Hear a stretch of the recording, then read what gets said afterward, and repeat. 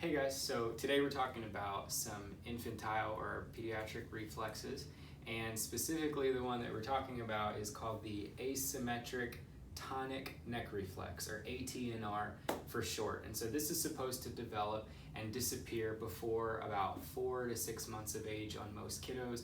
So if it's not developing or if it's not disappearing after that point, then most of the time a therapist or a pediatrician may say that the child has developmental delays, and we don't want to sweep that under the rug because it's really important for their neurological development. So a lot of times these are kids who have trouble with crawling, or they kind of swing one leg out to the side as they're crawling rather than bringing the legs underneath them, or you'll see that they don't properly engage right arm, left leg, opposites, left leg, right arm, or left arm, right leg. And so it's supposed to be opposite and coordinated and at the same time simultaneous. You'll see like a here, here, here, here, or they'll do same arm, same leg. So that means that they're having trouble coordinating that movement. Either they never develop the reflex or they're having trouble getting rid of it.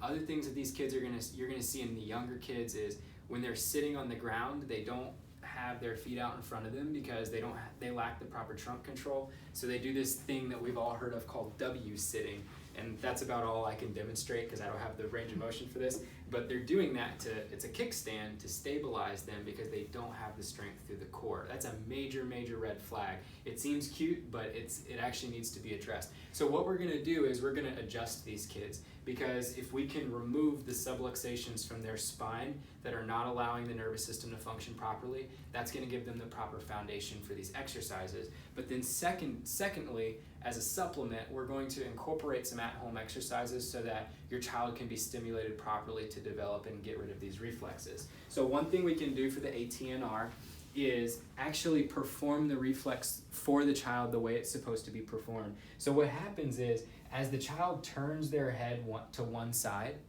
the same side arm and leg are supposed to extend. So what's going to happen is the arm and the leg are going to stretch out to the side that the head is turning, which is why it's also known as the fencer reflex, because it looks like how a well-trained fencer would approach his opponent. So what I'm going to do is mom can, or my wife Lauren, can grab the right side arm and leg, and then dad or whoever else is there can grab the left side arm and leg. And so what we're going to do is, on one side, we're going to flex the knee and the elbow together. Now don't do what I'm doing with all this rotation. This baby just has no mobility. So we're gonna pretend like we're bending the elbow and the knee together. So I'm gonna bend the elbow and the knee together like this. Mom is gonna extend the opposite side. And then we're gonna switch. So those bend and these stretch. Good, switch, these bend, those stretch. Switch, those bend, these stretch. And so you want the same side to do the same thing and the opposite side to do the opposite thing. Okay, and so I usually recommend about 20 to 30 repetitions depending on what your baby's gonna allow you to do. A lot of times they're gonna be like fussy, they're gonna wanna turn over and flip, and it's gonna mess everything up. So if you can make it a game and engage them to where they're into it, that's a super helpful thing to do. What this is gonna do is it's gonna stimulate that reflex to develop properly so that they can learn how to track their visual field across the midline, and learn how to reach and grab things, and learn how to eventually cross crawl properly, which is important for brain development. The next level for this, after you've done this easy version, is we're gonna add the head movement in. So one parent can grab the extremities, the arms and the legs. The other parent can grab the head. So remember, in this reflex, the side the head turns towards is the side where the arm and the leg are gonna extend. So she's gonna turn baby's head to the right, and I'm gonna extend those legs and arms, okay? Then she's gonna turn it back to midline, and as I bend these, I'm gonna extend the left side as she turns to the left.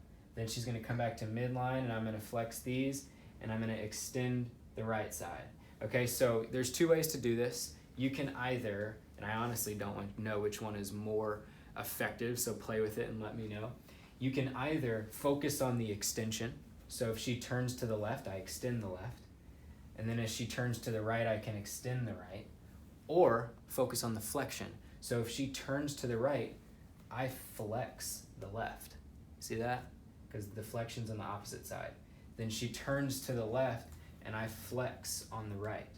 okay? And so you may want to break this down into pieces. Rather than doing both sides, you can start by just focusing on one side. Now, if you're coming to me and I tell you, hey, your kid's lacking the ATNR on the left side, so that's the one we're going to focus on, then that obviously you would do it on just that one side. But if we're just trying to stimulate this reflex all together so that the child can learn trunk control, cross crawl, proper visual field tracking, then we probably want to incorporate both sides.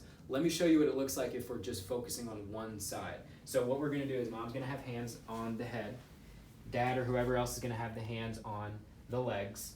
So what you're going to do is you're going to turn the head to the right, and I'm going to extend. And then come back to center, and I go back to neutral. Turn the head to the right, I'm going to extend. Come back to center, neutral. Turn the head to the right, extend. So see how we're only doing everything on that half of the body? The other way to do that is to turn the head to the right as I bend the left. So flexion on the left, back to center. Head to the right, flex on the left, back to center. So you can either focus on one half of the body with the extension on the same side, or one half of the body by flexion on the opposite side. It's more about which way the head is turning than it is the side of the arms or legs that you're choosing to do. So we want you guys to incorporate that at home, maybe 20 to 30 repetitions for a set.